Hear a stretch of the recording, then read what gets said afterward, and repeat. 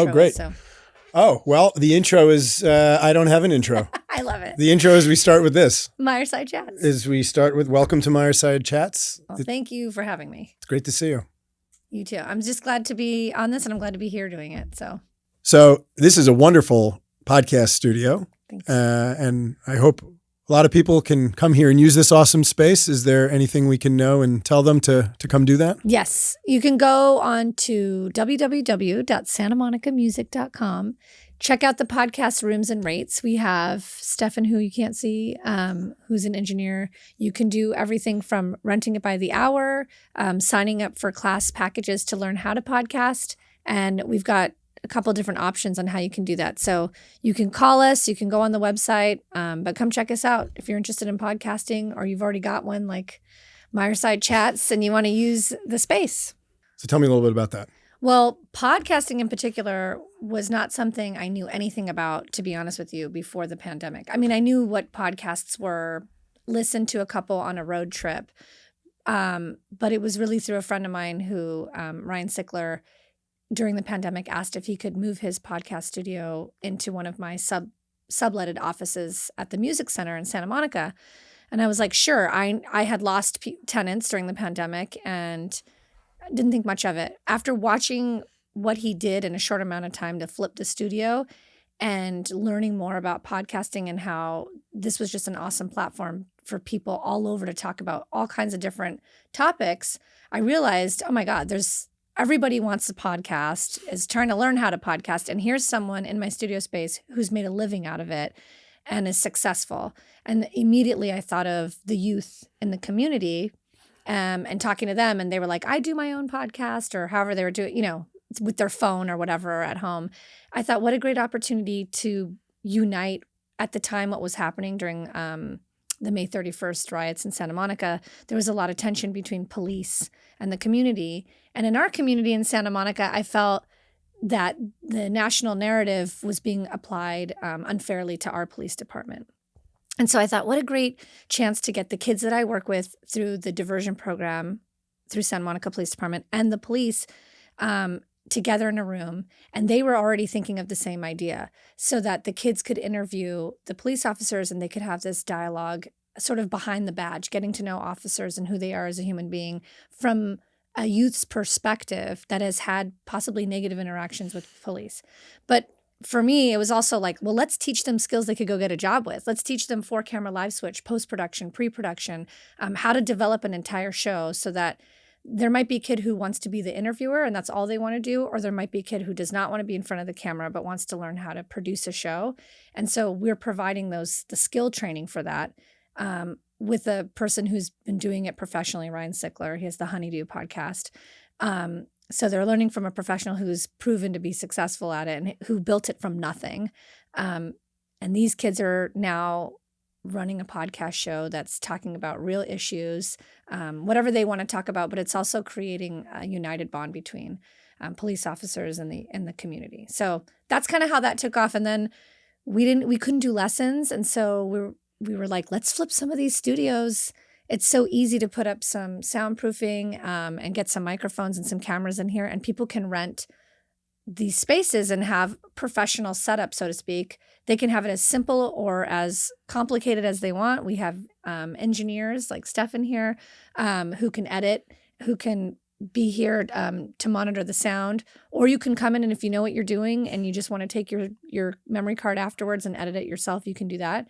So our business really shifted from just music lesson rooms to providing what I like to call just a creative space. So you could be in here and you could be by yourself filming a cooking show. We have DJ Happa who does his DJ lessons from his studio space. We have a green room that you can use to talk about cats or whatever you want to do. Yeah. Or you can come in here and have lessons with Stefan and learn how to create a podcast. So it's been really neat. I love it. That's awesome. And here we are. Having Meyerside Chats. Having Meyerside Chats. No, right next to the fireside. Yeah. Right here. This is the fire. We're just missing lemon Meyer shots. We might be able to work that in. Yeah, we don't have the lemon. I didn't bring my lemon tree. We can pretend and work that in. Maybe right here. Maybe right there. Little lemon tree here. Nice fireside by the Meyerside. And of course, you've been now in music for a while, and you've got a location in Santa Monica, here in Culver City. Yeah. So how did you get started with music?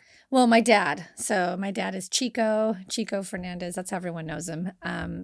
He is a musician first. It started the store 50 years ago. And really his goal was to have, our corporate name is Fernandez Talent and Associates, because he really wanted to represent talent and have a place for musicians where he's a photographer. He would do their headshots, maybe do album covers. He used to book musicians in movies like For the Boys, The Godfather, Naked Gun, 33 and a Third. Wherever you saw musicians playing in a movie, my dad probably had a hand in booking those musicians. Yeah. That was really his goal.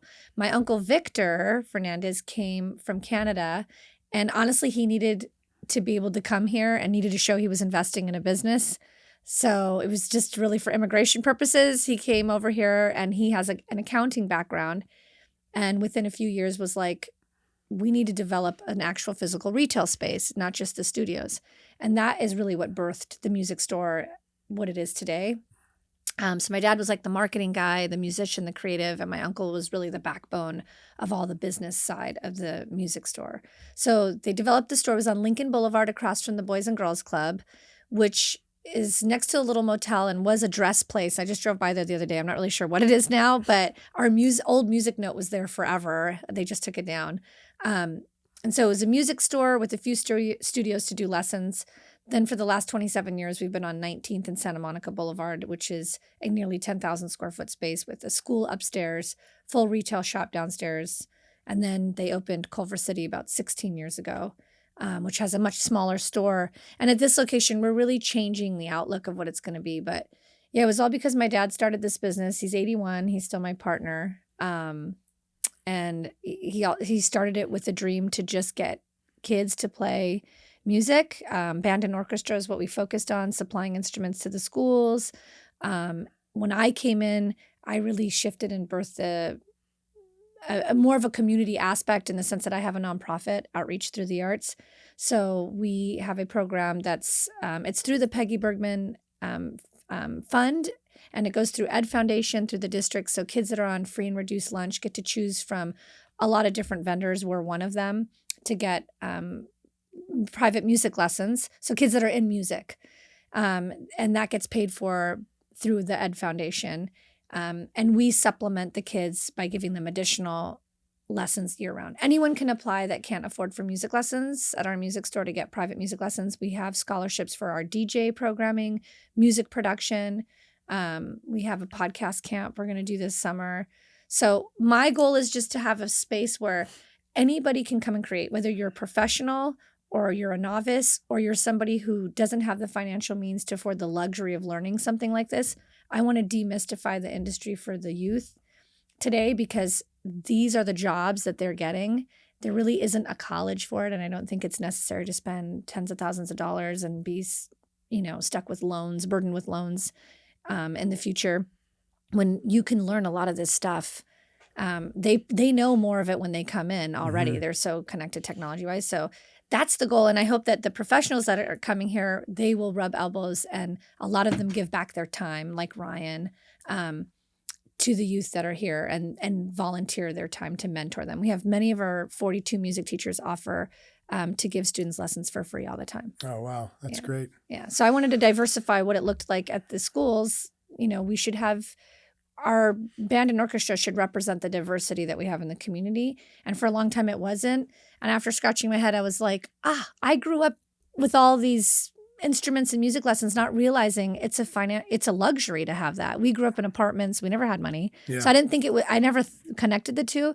Then I realized, like, if your dad doesn't own a music store, taking music lessons is expensive. Like, I have kids. I remember putting my stepdaughter through gymnastics. Like, it's expensive, right? So that's where it's also time consuming. So I developed one of the things with music, and it's something that I think is so important about music, is that you learn the discipline of practice and how important repetition is. Yeah. And how to learn in eating the elephant one bite at a time. Yep. As they say, right? And sticking with it. Yeah, because it really requires a daily practice, or at least sometimes a week, a few times a week. Like, And when you get older, you don't have that time anymore. Yep. Or that's harder to create that time. And that's one of the best things about music is not just teaching the music, because music is incredible on its own. Yeah. It's how to learn. Yep. And how that other side of your brain works. It's a creative space and opportunity for kids to sort of release the, whatever emotions are, especially with the pandemic and everything. But it's an opportunity for them to just be themselves and create. And there's also a lot of science and math involved and engineering, I think, when you're doing music. But do you teach theory? We do theory. Yep. Writing. My daughter, who's 14, she can hear a song and write out the notes just by listening to it.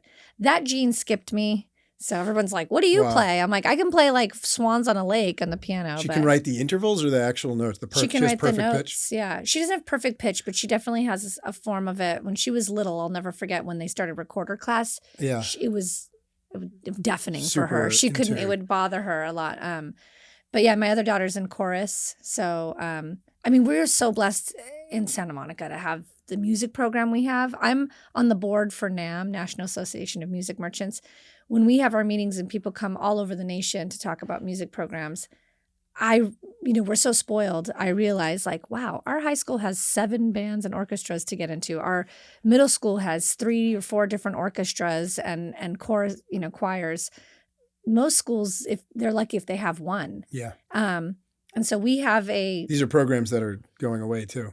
And these are programs that are constantly going away. And we're lucky that in Santa Monica, we fund those and they're accredited programs you receive a grade for. It's not an after-school special where if you want to do it, it's mandatory K through 12, TK through 5th grade. Yeah. And then it's a choice in middle and high school. Yeah. But to give the kids that exposure, TK through 5th, and then say, okay, is such a gift because there's so many schools that don't have that opportunity. So it's sad to see them go away. Like I do believe art and music is so important in the fundamental thinking of not just youth, but of people.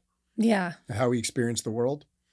It's hard to see them go away and realize that we prioritize other things. It's almost not necessarily the priority of it, but to not have it at all. Well, it's one thing to say these things, this is the order how we prioritize them in our school. Right. But to eliminate it entirely, you're removing ultimately a form of emotional intelligence. Not to mention, I don't know anybody in life that doesn't listen to music or have some, you might not be, a fan of or a musician, but everybody listens to music. We look at art all day long, whether it be architecture and buildings, whether it be actual physical art itself. You don't have to be somebody who's an art, goes to museums every weekend to appreciate it. I think it's so part of our everyday.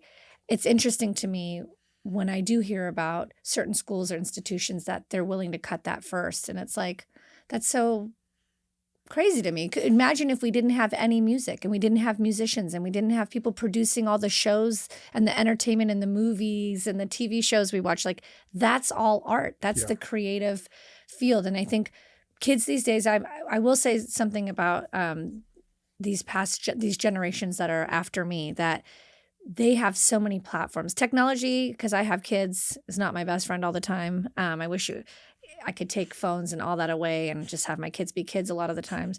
But I will say I watch my daughter when she babysits the neighbor's kid, my best friend's daughter. She babysits her and she'll make films on her phone.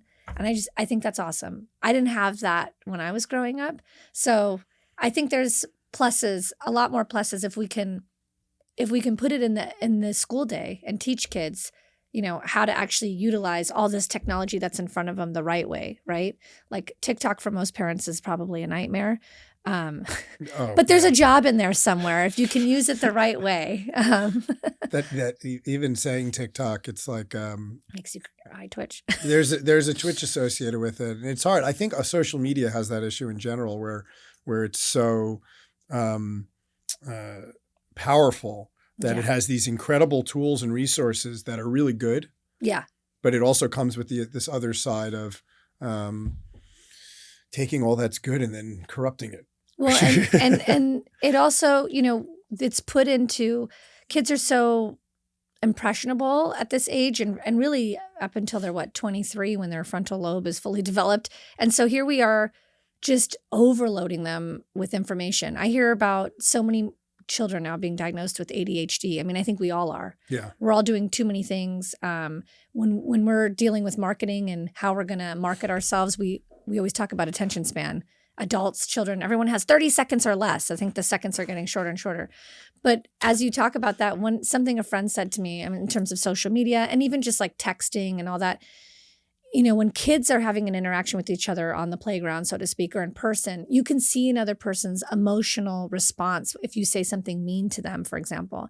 We have a lot of keyboard warriors, which there's a lot of adult ones as well, right? I've liked that term. I've heard you use that before. It's a good one. They get behind there and they can say a lot of things behind a screen. Good imagery. Yeah. and they can't see the other person's face. And so it's so easy to just immediately, without thinking, type something, send something. And a friend of mine, our kids grew up together. I'll never forget this. She said, I tell my kids all the time, if you're not willing to yell it out in the lunchroom during school, then you shouldn't be texting it or posting it.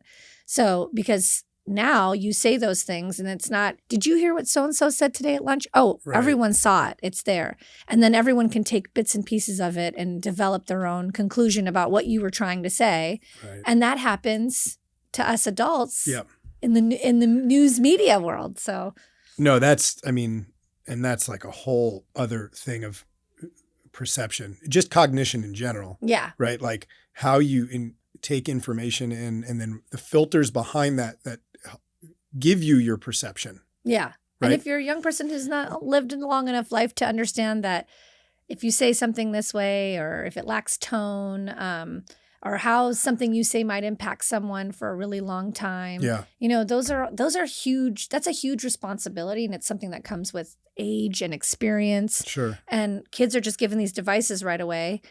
And they have the cognitive switching of basically instantaneous, right? Yep. You go from 5-second video of one context to 5-second video of another context to incoming message. And we all, even adults, this is part of us anxiety. We have this, I mean, I know I always have to regulate when that happens, right? Yeah. Incoming message, I'm in the middle of a task. Yep. Right? Yeah. Don't jump to the message. Right. Swipe, finish your task. Right. But it's still they're thinking about it because you saw it. Kids don't have the discipline or the awareness or the self, the goals for their self, for who they want to be able to say, no, this is not a good choice for me. Right. So that's scary.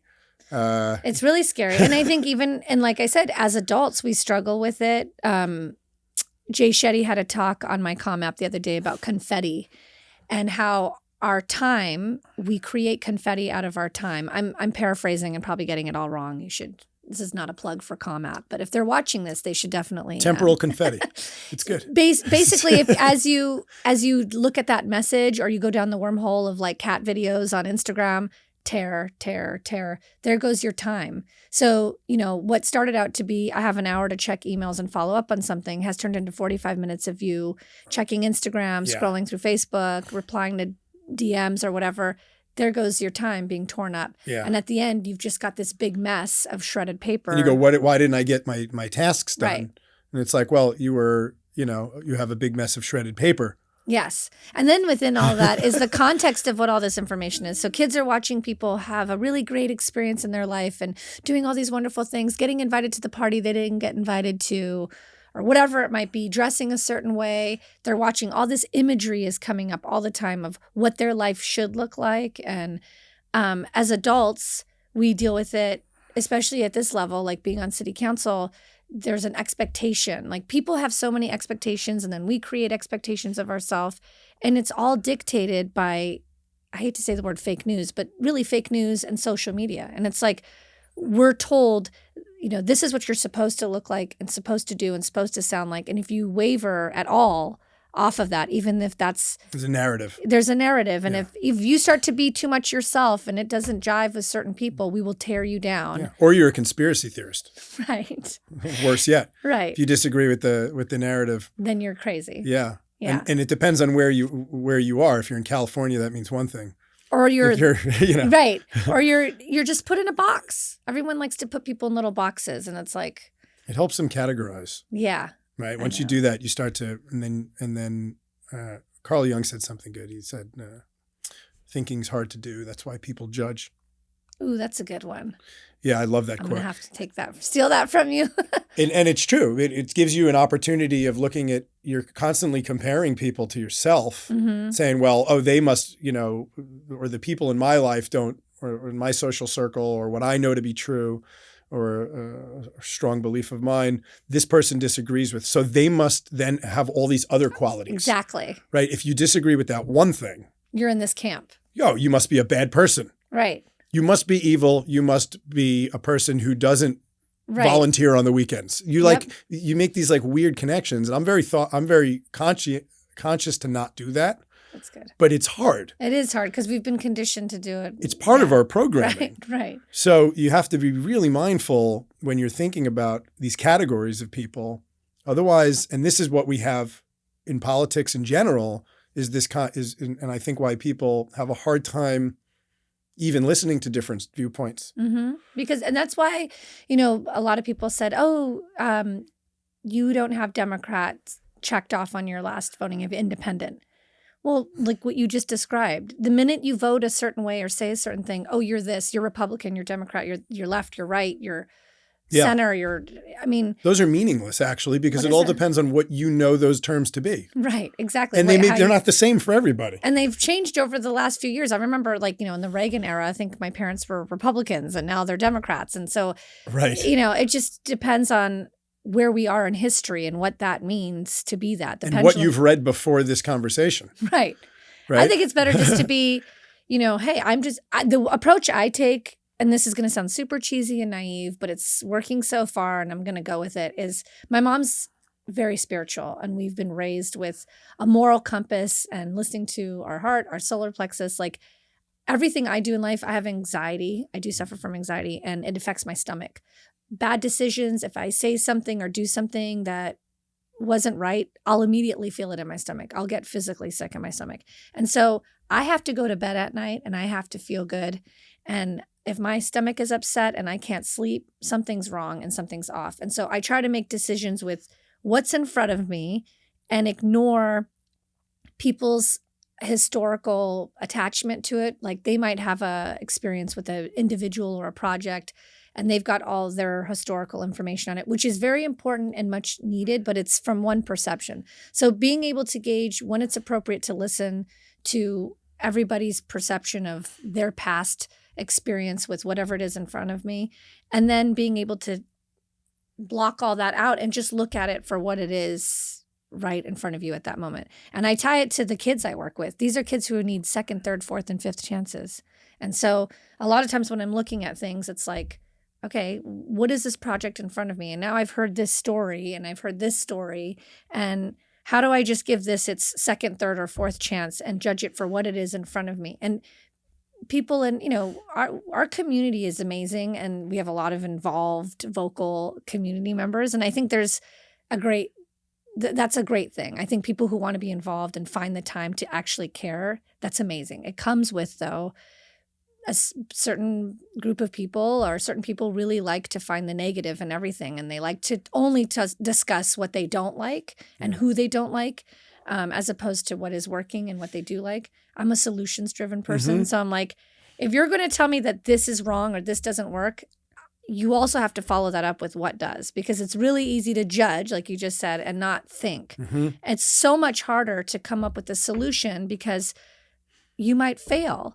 And as those of us who sit up on council, we might make decisions that aren't, at the time they feel right, but maybe they didn't work out. And then we're to blame, so to speak, by the community. And so I just wish the community would remember, like, there's nothing magical that happens the minute you get sworn in and you're up there, and you don't become like this all-knowing being. Right. You're still a person. You're still a person who can't get her nails done because she has kids and 4 different jobs she's working. What color are those nails? Are I mean, they were some sort of burgundy weeks ago. Yeah.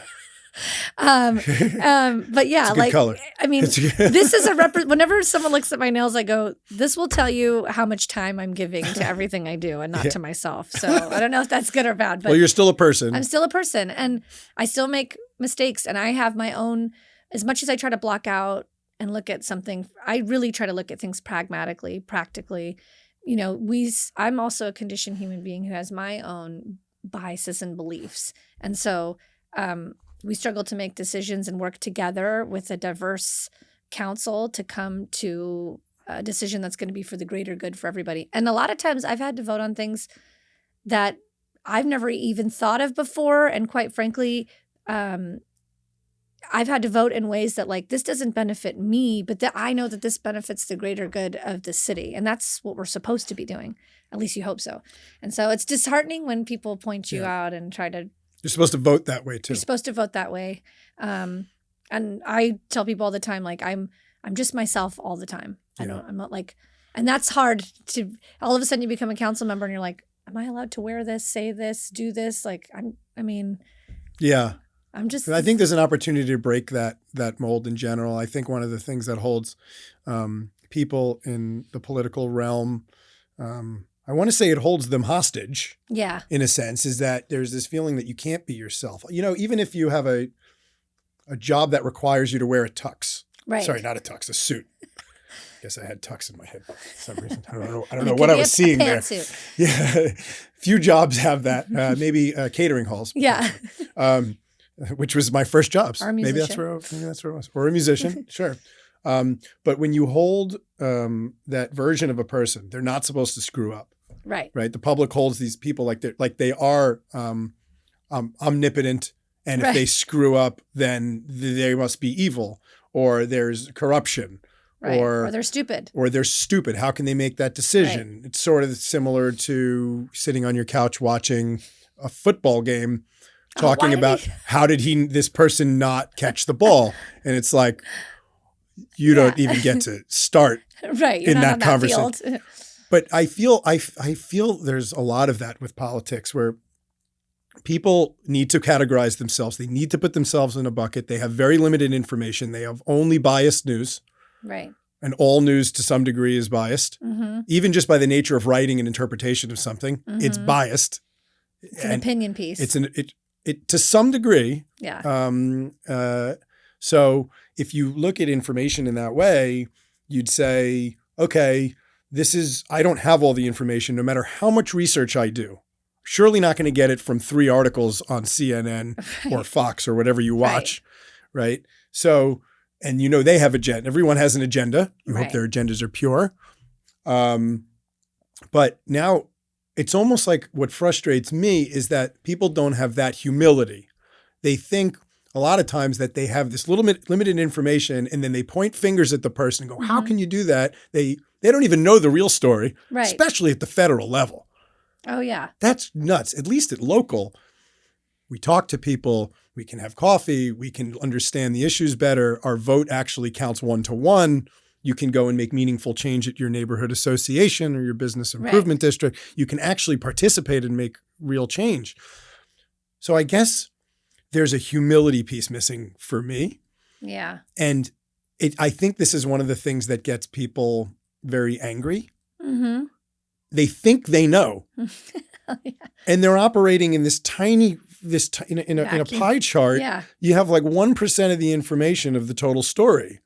And that also depends on who you're socializing with, what information they send you. And your own life experience. Right. Like I often say, like, I'm a person who experiences Santa Monica as a renter, a small business owner, a mother, I lease a commercial space. I don't own a building here.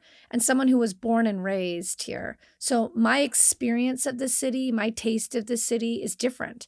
I grew up living in apartments, walking barefoot down to Station 26 to jump in the water, not always hanging out with the best of the kids, getting into trouble for sure, right? So my experience of the city is from a different angle. And I had friends that lived on the north side. I lived on the south side always. So I look at things from a different perspective. My struggles and my wins and the things I love about the city and the things I'd like to see change are all based on my experience. Everybody has a different experience. And I think the problem is we don't respect everybody's experience. A lot of times we talk about negatively, like people who have money or live this way. Well, that's their experience. And there's times where their experience is really helpful in decision making, right? Because we might be talking about a topic that I'm not familiar with, and vice versa. And I think it's key to find that diversity to make real decisions at the table. It's like giving everybody a seat at the dinner table and respecting what everybody has to say based on their perception. I think the council's been fractured for a while, and I think there's a lot of sometimes there's some attacking going on, and my goal is to bring some balance to that, some unity. There's no secret agenda. I truly don't think anyone has a diabolical plan to take over the city, whether it be staff or council. I think we all just have a vision. And oddly enough, I think our vision is really similar in the end in terms of wanting to live and work and raise a family in a community that's for all. It's just we're all going about it a different way, and we get caught up in the arguments. So I try to not get caught up in the arguments as much as I can.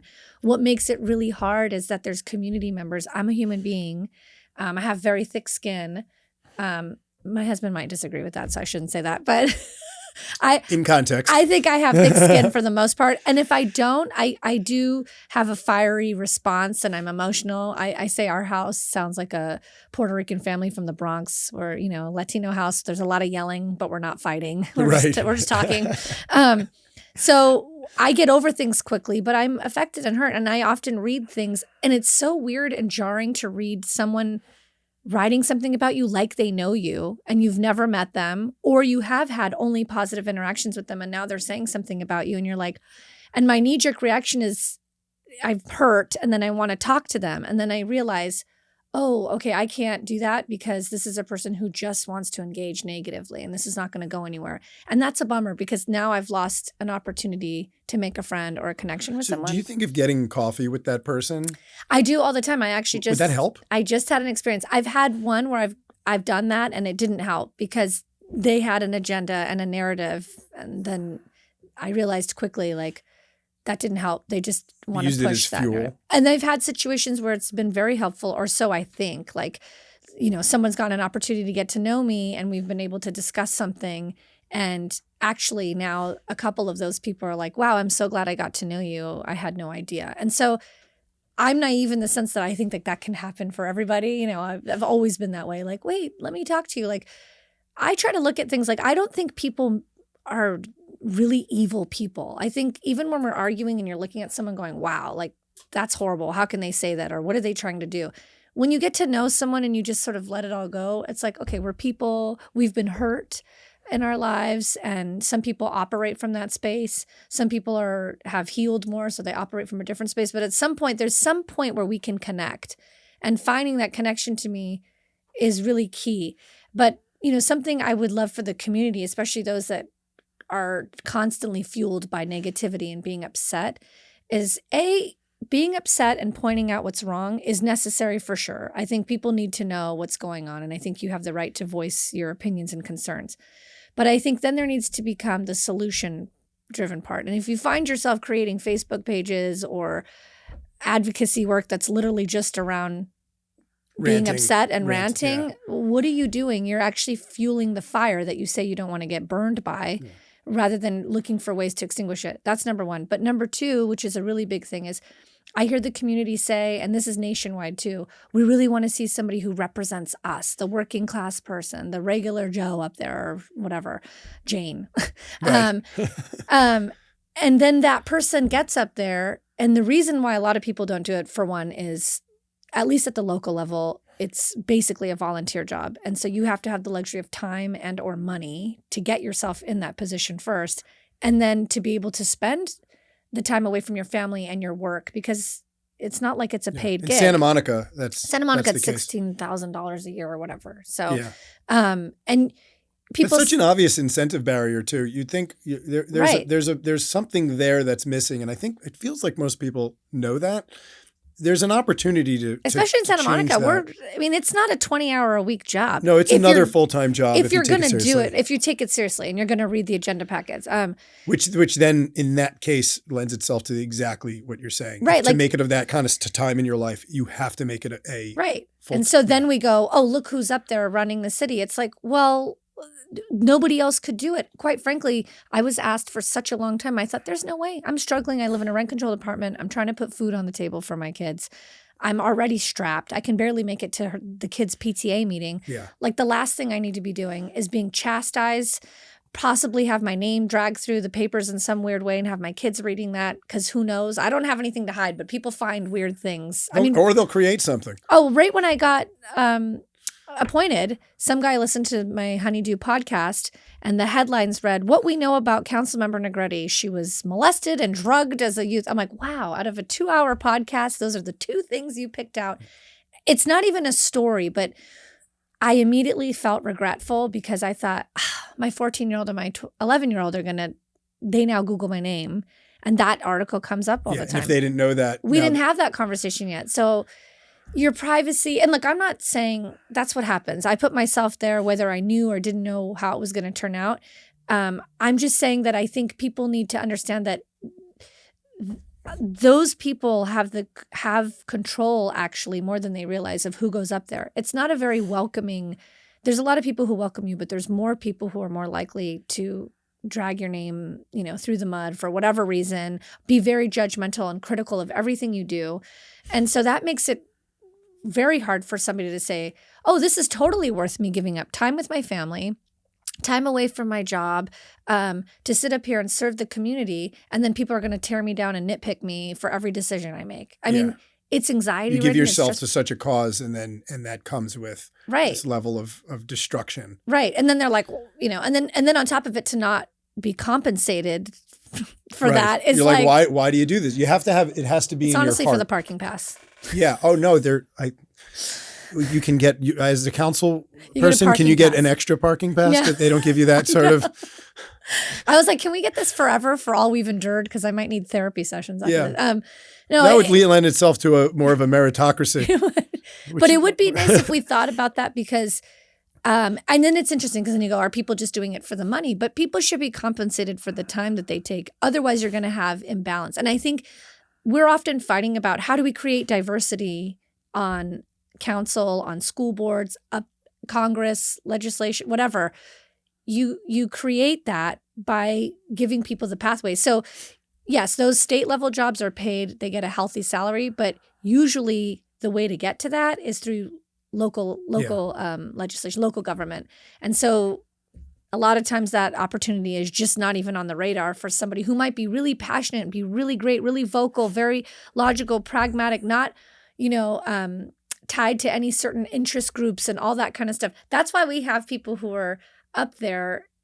People are constantly saying, like, people are up there because they're tied to this interest group or that interest group. Well, it's also because people who aren't tied to those interest groups are people who are working, putting food on the table, who actually are experiencing life and the city and the things that we care about, and actually might have something really important to say, but they don't have the time to sit on a commission or a board, because, again, that's time and there's no money involved in that. There's no way they're going to run an election and a campaign, expose themselves and their families. I mean, I've had protesters at my apartment building.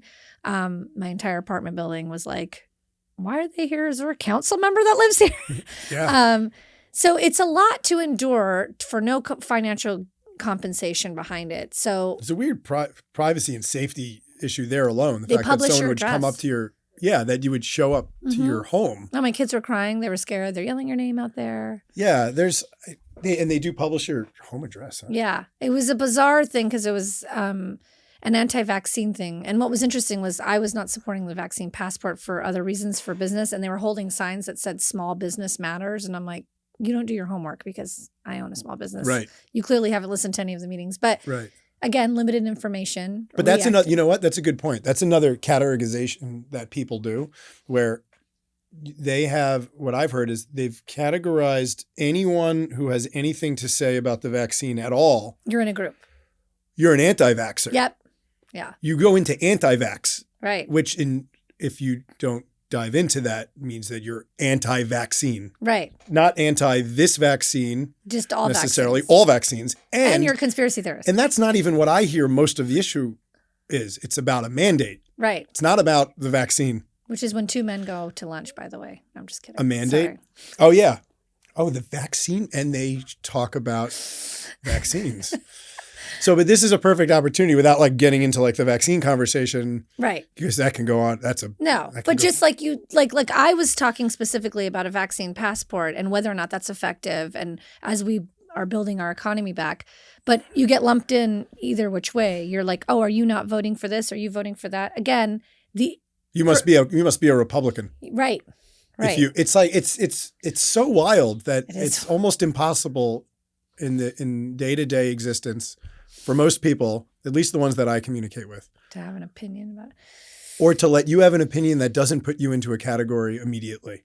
Oh yeah, and then what are you, a Republican? Yeah, yeah. It's like, I mean, that's not fair. And then you find yourself trying to figure out who you are and what you are, and that relates back to kids. Like they're trying to figure that out right now with all the labeling that's going on. And my 6th grader is constantly talking about how she came back from 2 years of missing school and everybody has changed how they identify themselves, whether it be through pronouns or whatever.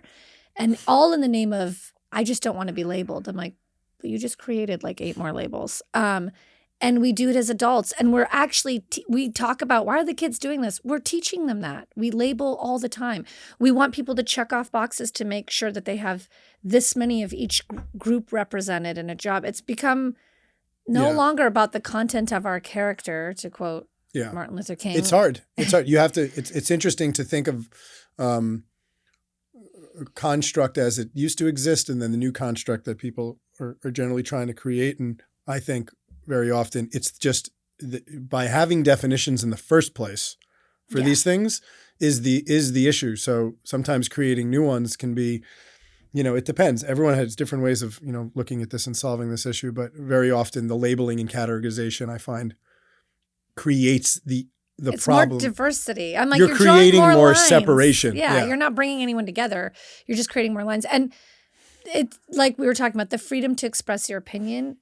The fact that we don't allow that, and this is another thing I'll say about being on council. You get on and there's no like training on format of meetings or whatnot. So that's another fearful thing. I think a lot of I'm totally fine being embarrassed and raising my hand because I don't know what I'm talking about. So if you watch meetings, I'm often like, can we say that? Yeah. Do I have to say some special phrase? The rules of order.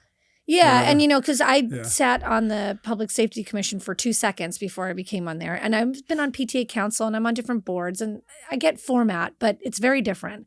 There's sub motions and abstaining. And what does that do to the first motion and the second motion? Yeah. It can be intimidating. It can be intimidating. So then you don't end up saying anything. And I think that's another reason why we don't see diversity on the board. There is no real formal training that you go through. It's sort of like you're thrown in there and you figure it out. There is some, and you can ask for training. I will say that. I have asked a lot of questions, but you've got to be that person that knows what to ask and who to ask, and then you shall receive. Right. It doesn't just come. There's no manual when you. There's no manual. It's like a quick thing that's common sense stuff. Sexual harassment training. There's, you learn about what the Brown Act is, all that. But that, we are always talking about having transparency. All those rules, and then the fear of being judged by your opinion and the inability to speak openly is what creates the lack of transparency. Right. Because we can't just go up there and have a real dialogue and say things that, might offend or might be confusing to some people. That's the whole point of getting to a solution. You talk to the other side and you go, that's interesting. I don't agree with that. But it's now that I see where you're coming from, I can now think about the solution we want to come up with, understanding that. I don't have to agree with it, but I could say, I see why you're saying that. Yeah.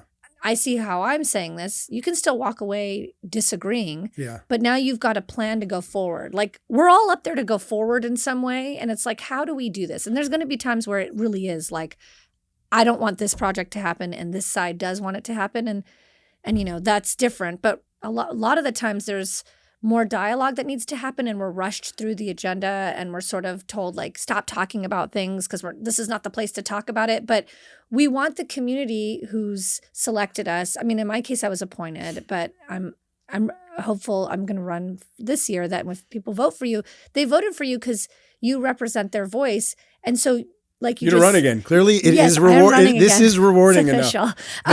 They know that. That's why they don't pay. Yeah, exactly. They know that there's an internal sense of reward. Well, I don't know. I almost feel like it's like a duty. Like I've got here this far, and everyone's like, "This is so refreshing," to have someone who's just sort of like up there telling it like it is. And let's hope that it still goes that way. I'm nervous about what this is going to look like because campaigning is a whole other beast. But, being able to have that open dialogue so that the community sees the other piece and here's your part, because you just said earlier, like people are given this much information and then they've got their own perspective and then they're reading headlines and whatever biased news. Yeah. And so you want to be able to present items and go, this is why I'm deciding, this way, or this is why I'm voting this way. And a lot of times you're not given that opportunity.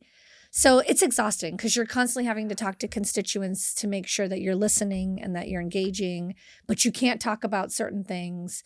Yeah, it's interesting. This is one of the things I mentioned it with Gleam and Phil as well, around like the opportunity to create some sort of, with all the administrative work that supports council, there could be a good opportunity to create the highest version of, we'll call it transparency in decision making. Yeah. That's a table of information of the council and their thoughts around.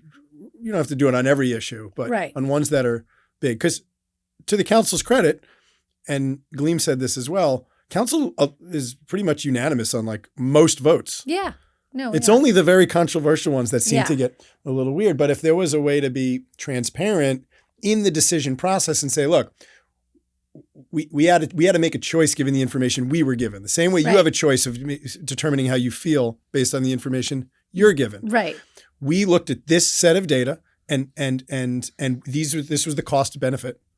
Right. Right. We had to give up some things to get some other things. You don't just get everything you want all the time in life. Right. That would be something you learn in preschool. Right. Which was another funny joke we had. Gleam and I were talking about, like, maybe we should have preschool like lessons early on. You get what you get. You don't get upset. It's just we seem to have lost some of those. You have to share.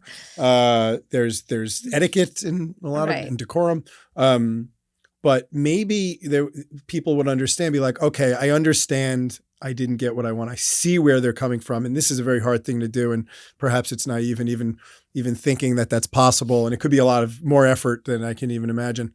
But there's a way of moving that needle forward, I think. And potentially having this conversation on council, with council to the public is a way at least of opening that conversation up, because if it's not had, you can't even get to the next place. So I don't, at least letting that level of transparency, humility, real world, you're a human. Yeah, we're a human. And also it's the biggest thing is that we're given information that sometimes isn't, always talked about or discussed or out there. We've got to make a decision. I'm always super impressed. I just want to say, there's community members that are like, I'm like, why aren't you up here? I mean, they know what's on the agenda and they've divulged in all, they're given all their time to maybe one particular item or multiple items. And they spend their time every week reaching out to everybody on council. It's admirable. It's admirable and it's impressive. And I'm glad. And that's one of the things I want to teach, not just my own kids, but the kids I work with. Yeah. I was on PTA council for Santa Monica Malibu Unified, and I was the legislative rep at one point. And we got to go to Sacramento. It's called Sacramento Safari. And kids got to come with us. And I think it's such an awesome process. I think we need to do it locally and get kids involved in what it means to be run for local government, to be a constituent, and really demystify that process. Like, your voice does matter. And here's why. What it is to sit on a commission and a board, and how you get involved and how you move the needle and make things happen. I think advocacy and I think, marching and all that kind of stuff is great. And kids should definitely learn how to use their voice, the First Amendment, all that kind of stuff. But then what happens after? Oftentimes we teach kids, like, you can, post a certain picture on Instagram and make that go viral. You can do a hashtag, you can do a sign in your pictures, and you can march up and down the street and make signs. And that's all great. And that's a movement for sure. And they should continue to do that. But what's the next step? How do you actually move the needle? Activate what you're talking about. So. Yeah. Well, and part of that is, and I always thank the Ocean Park Association for kind of leading me down this path. Actually, Ted Winterer is the one who said, "Oh, really? You should do this." I came to him to be on the planning commission. He's like, you probably should start with like the neighborhood association. I was like, okay. So I did that for 10 years. And still I'm it's part of my existence. But that's where where to start, really. Neighborhood associations is where to start. And I'm going to point out what I said a few council meetings ago. I don't know if you heard it, which was we were talking about something and someone made the comment, oh, are you going to vote not with your neighborhood association? I said, listen, neighborhood associations don't represent everybody. I think the world of the neighborhood associations, what I mean and what I meant by that and what I still mean by that is that as a working mom who was on PTA council, VP of fundraising for my daughter's school, team manager for 2 soccer teams, running 2 locations, a nonprofit, sitting on multiple boards, part of the Visual and Performing Arts District Advisory Committee for 2 different cities. I didn't always have time to then join a neighborhood association meeting. And quite frankly, there were times over the last decade that I didn't feel, I don't want to say welcome, but like my fresh opinions were not as welcomed as those who had tenure there. And so then you just sort of go, you know what? I don't have a lot of time for this anyways. So I wasn't a part of my neighborhood association, Sunset Park. I love Zena Josephs, though, and I know her from Vapodex. So I felt like I was very much, though, a part of my neighborhood and knew about a lot of the issues. And so I didn't think for me that it made me any less of a concerned community member. And I wanted to point out that I want to speak for the mom who feels guilty that she can barely rush from work to make it to her kid's clarinet recital or the PTA meeting, or doesn't know, can't bring snack all the time. So would you say though, like for you, it sounds like to me, you've figured out, and this is a great way of life balance. Yeah. Where when work and life and play intertwine, you end up being particularly efficient in finding all of those ways. Like neighborhood association, for example, is not necessary for you because you figured out how to get involved in the school. Right. It's part of your, it overlaps with the other things you're working on in your life. Yeah. So you're able to find, okay, well, if I'm here, I should just do the thing that overlaps. Yeah. Like visual performing arts. Like that's obviously we're in music. Yeah. It's efficient. Right. So you're able to do 10 things at once. Yeah. In a sense, as opposed to like, okay, I have to raise my child and then I have to go to work. Right. And I don't know, do you consider do you ever, there's this, I was talking about this with someone the other day, like saying I never work. And I'm like, no, you actually work 24/7. You just don't realize it because everything you do is working. Everything you do is working and you like it. That's true for me. I mean, I had a traditional corporate job before and quickly realized like that's not for me, but I needed an income to raise my family. But we had a house, and at one point when I was pregnant with Mia, but right after she was born, I told my husband, I really want to start a nonprofit and help my family business. And he's like, well, we have to move out of this house and live in an apartment, and you're going to have to drive a different car, carry a different purse. Like, are you going to be okay with that? And I was like, yeah. And he was like, look, I grew up in the projects with 10 siblings. Like, doesn't matter to me where we live, how big or small our space is, as long as you're doing what makes you feel happy. And that's when I made the shift. And I've been happy ever since, but I work 1,000 times more than I did before because even what seems to be a social event is generally work related. Right. I'm building relationships for my nonprofit. I'm in the music industry. So even if I'm at an event, a lot of times it's work related. I'll tell you at this point, if I go to like a social event and I don't have anything to do, I'm usually like, can I hand out hors d'oeuvres or something? Yeah. I'd love to be the person to just walk around and hand out hors d'oeuvres or drinks. You got anything for me to do? And then I can talk to people and engage. Right. So, I mean, people tell me I have my friend Darlene is always like, you have too many friends. How do you have time for more friends? And I'm like, I love people. I love connecting people with a lot of times the connection is not for me. Actually, most of the time, someone will start talking about something. I'm like, I know a guy who does that, and I'm connecting them. Every day I send an email introducing Artex to people that should be working together. I've thought about starting my own company that's just literally for that, connecting people. Yes, I feel like I work all the time. And I've found a way to be outside and still be at soccer pickup every now and then. It's definitely not like it used to be. I'm definitely not participating as much, and it breaks my heart. But my kid, we had a sit down talk before I even thought about applying for the council position of what it was going to look like. You always think, when my kids are this age, then I can back away. It's never a good time to back away. So they need you at every stage in life, just differently. So I'll be in the car on a Zoom waiting for pickup and my kids know, it's always like, shh, I'm on a Zoom. You can't talk right now, because I'm listening to this Zoom meeting or I'm on this neighborhood association meeting. I'll be making dinner and then have to pause it. And my 14-year-old takes over and I run in the room and I get on to speak at something, Right. I just juggle my time. I was at a soccer game the other day. I had to take 3 phone calls on the way up, which was so hard for my daughter because we couldn't listen to music the whole way up for an hour and a half. She had to listen to me. So I let her use earbuds and sit in the back, the 3rd row. So you just make, you make it work. When I'm at work, I meet people, they come to the music store and it's totally about council business. We have a running joke at the store, like, are you looking for Councilmember Lana Negrete or store owner Lana Negrete?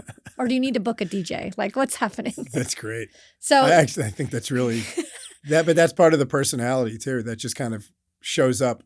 Oh my God, I dropped someone's trumpet off at their house and was picking up repairs at Jams. And this woman was like, are you a council member? And I'm like, yeah.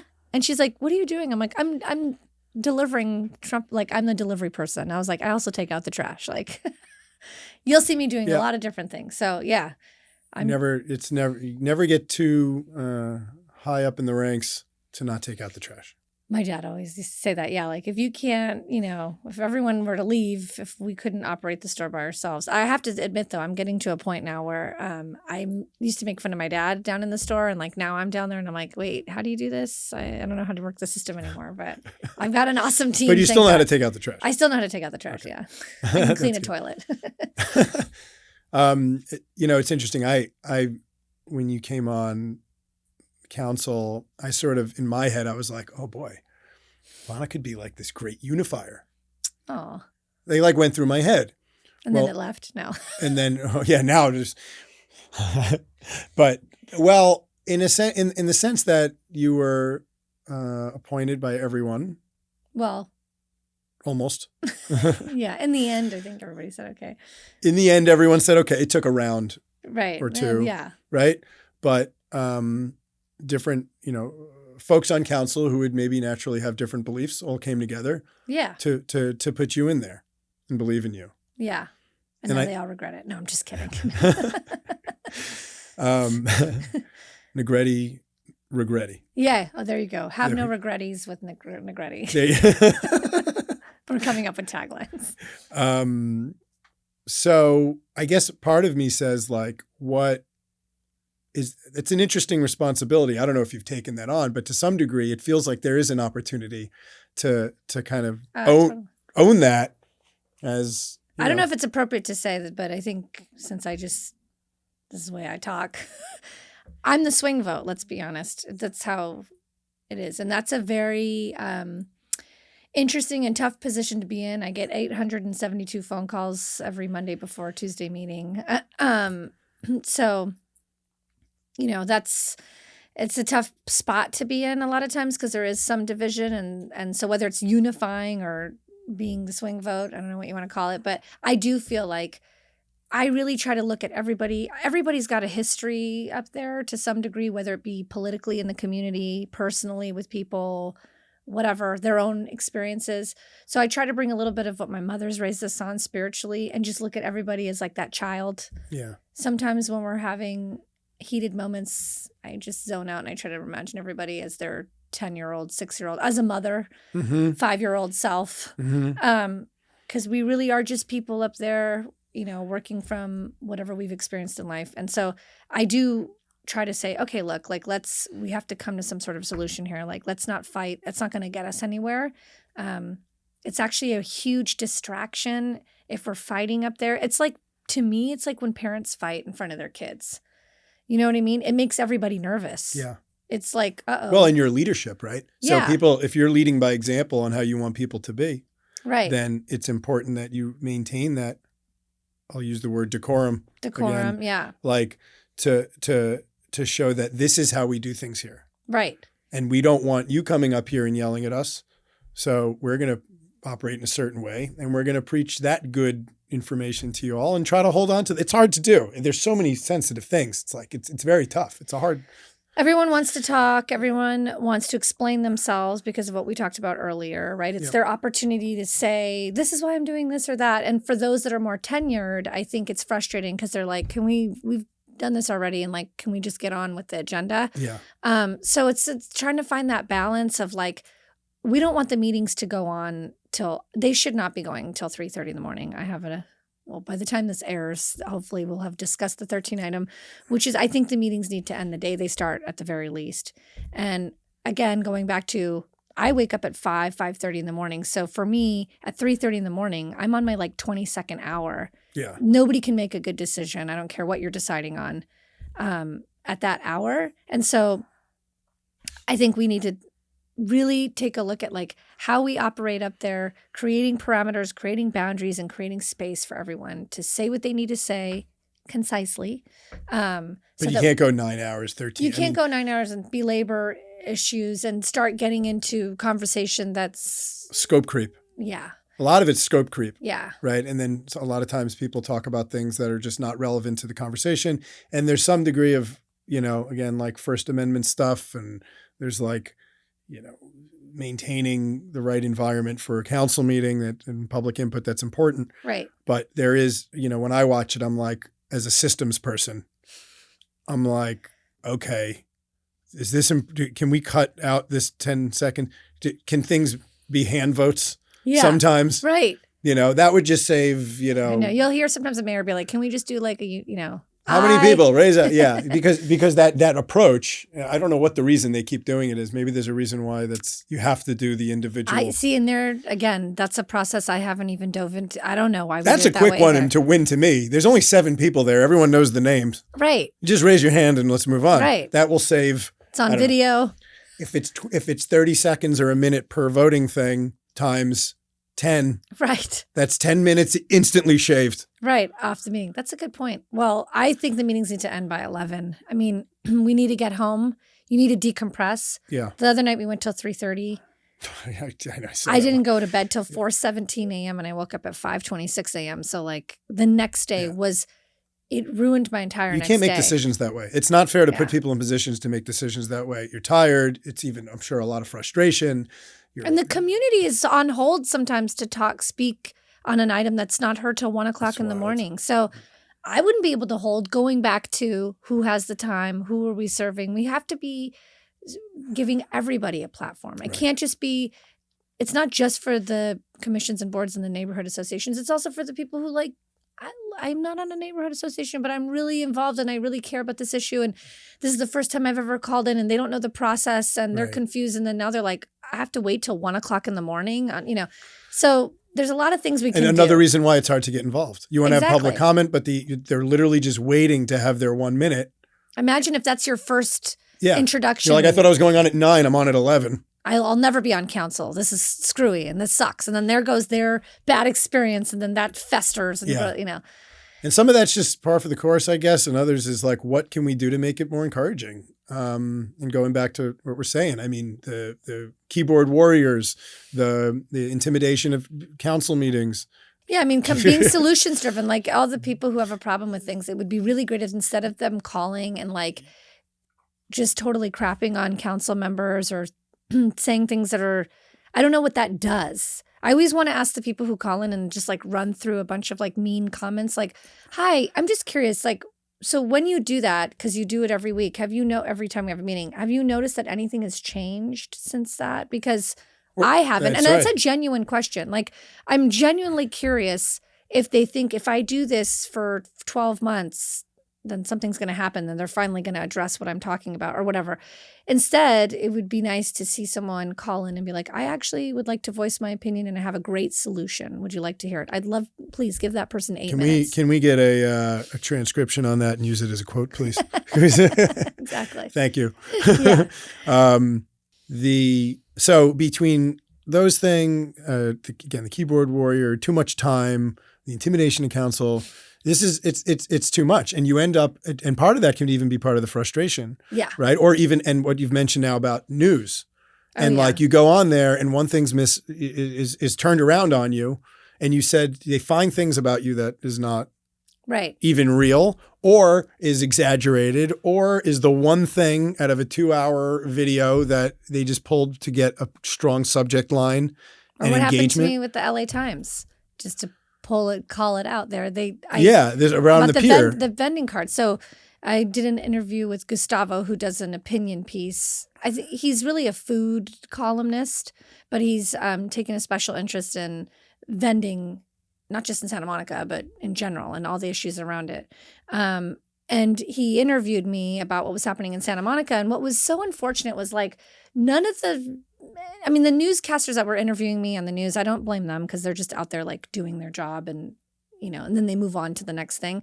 But anyone who's doing like real journalism or like taking the time to type something up, I made the comment, we talked about lots of things. First of all, that we are a city who's given out more permits we have 93,000 people. LA has 4 million. We've given out about 150 permits, right? And LA's given out less or around that, number one. And we have a very specific issue that's happening at the pier that has nothing to do with any of this other stuff. And if you were really fighting for what you're fighting for, you would be concerned about what's happening, whether it be the propane and the organized I didn't see any of that crime. In that article. No, because after we spoke, I think he realized, he goes, wow, this is a more complicated issue. I'm going to have to take some time on this.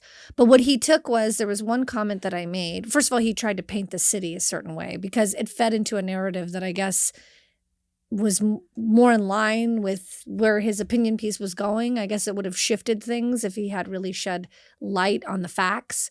And so I said, we talked about pollution, and I said, we're a beachside city. It's very important for us to keep our beaches clean, our pier clean. And I said, you can't find a plastic straw in Santa Monica to save your life, but all of a sudden we're going to turn a blind eye to styrofoam and trash being dumped down our storm drains and thrown all over our beaches. And he said that I said, Councilmember Negrete says, you can't find a plastic straw in Santa Monica, but now we're going to, I'm paraphrasing, now we're going to lower our standards of what kind of food we eat. I never even said that statement. And he was trying to pair those two things to make it seem like I was looking down on bacon-wrapped hot dogs, which... So now everyone reads that, gets a perspective of you. Right. Right? Now all these people who read that article have this perspective that's not even what you intended. No. And it's so... And he had control over that. And I really wish that people that are in that position took it seriously. Like, you have control to paint a person a certain way. I don't know how that person goes to bed at night with a clear conscience, knowing that they mince things in order to create... It's like taking a puzzle and then like getting other puzzle pieces and making a completely different picture. Yeah, I think there was a similar situation that happened at the neighborhood level where something was written and without mentioning names. It's a rule on Meyerside Chats. We About don't, me? No. Oh. We don't mention names. That one? Oh. We don't mention names. But I just remember it's like I wrote one thing. I actually wrote it. Uh-oh. And then someone took it and made something about it that's not what I said. And I was just like, how did you do that? Like it said right here, like in an email. So like, I guess I've experienced that a little bit, and it does upset me to know that that's happening. And we only deal with it at the local level. This was the LA Times. I mean, mind you. So now you're at the county level. Yeah. I guess that's a nationwide. And I texted him and I said, it's really sad that you had an opportunity to really open a story, because I really wanted to look at, as someone who's born to immigrant parents, the idea that who was being exploited here and at what cost. There was something much deeper to look at, wow, this lawyer is like standing on the shoulders of this issue. And really, who's being exploited is the women who are working these carts all day long for a flat rate when somebody else is organizing the whole thing, threatening people and making 10 times the amount. Yeah.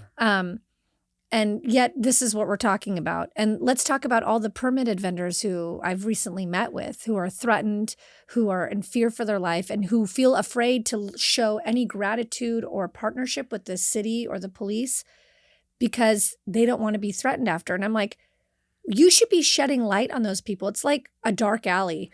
I mean, if you don't shed light, then things are going to keep happening. And you're sort of participating in that and ignoring it in the guise of like, you're this big warrior for the little guy who's just trying to have a food cart. No, the guys that are just trying to have a food cart are unable to do their business because somebody has decided to monopolize the situation create criminal activity around it, expose the pier to potentially being set on fire while trashing the pier. I mean, there was so much going on that was really newsworthy that I think more people would have wanted to listen to than to just keep going with some narrative. It's lazy. It's straight up lazy journalism. Like that was an easy grab for you, and it was much harder for you to actually tell the story than it was for you to be like, I've already been telling this story, so I'm just going to make it work. And you can imagine how, I mean, this is just, one instance of, I can't speak for that individual in this case, right? But knowing that type of thing happens in general, you would think, and from what we discussed before about just generally having limited information, and the idea that like fake stuff is out there. There's something called deep fake, which most people know, or maybe a lot of people don't, which is like crazy. Yeah. You'd think people would just have a bit more humility on the things they read and a little more patience with the people they meet around their decision making. And I think that's sort of the thing that always gets to me. It's like, why are you so hung up on this belief? Why is this one thing so strong for you? Yeah. The mayor was talking about in the state of the city, like cancel culture, in the sense that like we cancel people all the time. And I'm not talking about it in the sense that like cancel culture when that's usually directly related to like, let's be honest, like a man doing, a Me Too movement. I'm not talking about that. I'm just talking about the idea that we cancel people. You say one thing, you're canceled. Like you're now, like you're in this crowd and we're not going to listen to you anymore because you're in this camp. So camps. It's camps. Phil and I were talking about that word in general, camps, and the goal for one Santa Monica.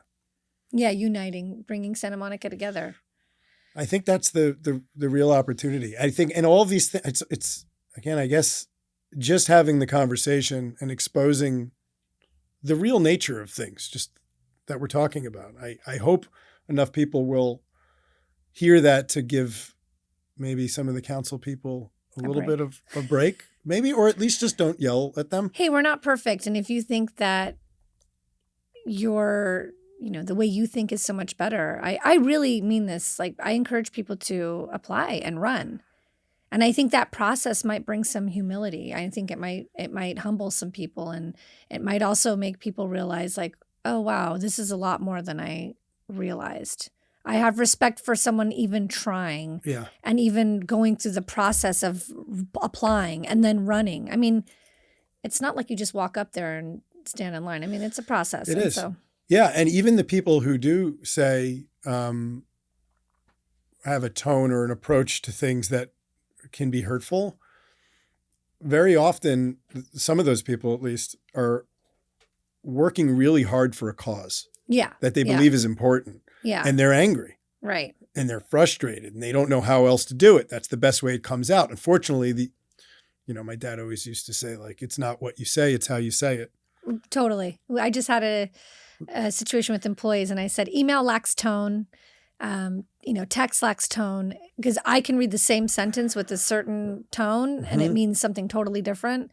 It's bringing this right back to the beginning of this conversation with our kids. If someone yells at you, it's hard to listen to them. Right. You don't even absorb what they're saying. Like you don't even try to listen very often, like to the or read what and you don't experience the message that they're trying to convey. Right. It can't get past the first filter of like, this is attacking. Right. Now I'm not even listening to you. Exactly. You're accusing me of something and now you want me to take like absorb all this other thing. I have 3 minutes to read this article. It started with accusing me. I'm a human. Right. And now I'm going to be done in 3 minutes. So I may not absorb that message that you were trying to deliver in the same way I would if you started out with something more pleasant or approachable at least. Like that hamburger approach. The hamburger. Yes. It's, nice little warm bun. Start nice, get your message across. And end it. Yeah, exactly. The compliment sandwich. Yeah, exactly. But there is a truth to that. There's a way of communicating these things. And I think there's an opportunity to make it better through just thinking about this stuff. Totally. That's what I'm looking forward to, whether that be a naive goal or not. I'm hoping that we have so much diversity up on the council right now. And I think we're representing so much, like working small business owner, 3 moms up there. We have the most women on the council, I think, than ever before. 5 of us, 2 men. Long-term residents. There's somebody who works outside the city that brings that breadth of knowledge. I mean, Christine Parra brings a whole other set of knowledge working with OEM in Culver City. So, the mayor who's had many terms and experience, Glenn Davis, legal knowledge. So I think that's great. I think we need all of that. I think we just also need to respect some people work government stuff during the day and some others don't. And that doesn't mean that anyone earns that spot more than the other. It's like we're all there for a reason. I think we should celebrate that. We should celebrate the diversity because we'll need to tap into those different people with different issues. Yeah. Yeah. Well, one of the Kathleen Ross and I were talking about this. We forget the celebration of the things that you get very used to things quickly and then you move on to the next problem. Yes. And that's a hard thing. I think that's another human nature thing where it's like the joy of the win doesn't last very long until you're on to, especially when you're an adult and you have like real life, there's a million problems. Yeah. Life is just figuring out which one to solve next, really, right? Like, no, that's true. It's funny that you say that because I just had that moment this morning. I was telling you about a contract, and my husband's like, "We need to celebrate tonight," and I'm like, "Oh, this, that," and I just thought about it as you said that. Like, we don't celebrate the little things, and we have to sit in the celebration, and that includes when it comes to local government. Like, we've done a lot of amazing things in Santa Monica. We're pretty spoiled. I work with a lot of other cities that don't have a fraction of what we have. So we sometimes forget that like the conversations we're having are a luxury, the topics we're talking about, and we have to sit a little bit more in the celebration, I think. It's funny you say that. It's something that's generally on my mind too, that even once you're able to even have these types of conversations on these types of topics around community well-being, even climate, right? Which is a very important one. Yeah. And I know a lot of my background comes from that, but like people who can't or who are worrying about what meal to put on their table have a hard time worrying about, say, policy of climate change. Totally. Yeah. Right? As important as it is, it's just there's Maslow's hierarchy of needs. Right. And you just can't get there if you're not. Right. And if you're not involving the person who, like you said, is trying to put food on the table in the conversation, then you'll never know what that person's struggle is and what they actually need.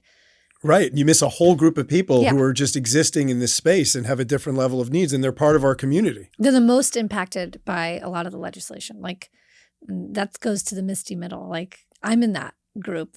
We, get hit hardest in terms of like, you're a lot of times like taxed the most. But then you don't have access to these things because you're right outside the cusp, but then you can't afford it. So you can never get here and you just stay in this middle space. And a lot of times I think that's what creates a lot of what we're talking about. People get angry and upset because you're like trapped. You can't get out of this middle space. So, well, I think the city is very fortunate to have you. Oh, thank you. We're fortunate to have you, Meyerside Chats, and this fire. It's keeping us so warm. I know. It's you can feel the vector of heat. Smell the lemons in here. Okay, we should definitely get that lemon tree here. Yes. A digital lemon tree. No, totally. Even just for a moment, like right now. Yeah, right there, the big lemon there. tree. Isn't that beautiful? Put one in there, stuff in there. Meyer lemons only. If you want to leave people with one thing to go home with today. This is going to be super lame and my daughter's going to make fun of me, but it's the first thing that came to mind. And I love Harry Styles, and we went and saw Harry Styles in concert and we're going to try to see him again. Just be kind. I think be kind to yourself first, because that'll probably allow you the space to be kind to other people. But as simple as it is, it's like, just be kind. Before you say something, ask yourself, is it kind?